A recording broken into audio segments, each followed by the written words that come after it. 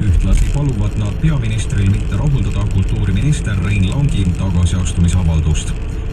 USA demokraatidest ja vabariiklastest seadusandjad avaldasid pühapäeval kahtlust, et Iraan suudab uuest tuumakokkuleppest kinni pidada ning tahavad, et kongress valmistaks ette veelgi karmimad majandussanktsioonid juhuks, kui lepe peaks kokku varisema. USA edelaosa tabas võimas talvetorm, mis tõi kaasa jäise vihma ja lume. Meedia teatel on 5 osariigis surma saanud vähemalt 13 inimest. Jäised teed ja tulvad on juba loonud ohtlikud olud Oklahomas, Texases, Californias, New Mexicos ja Arizonas.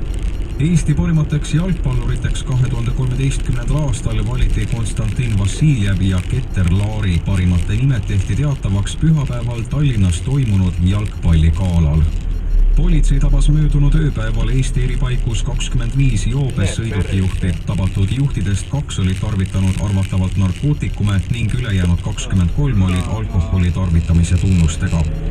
Eesti avab suursaatkonna Brasiilia pealinnas Brasiilias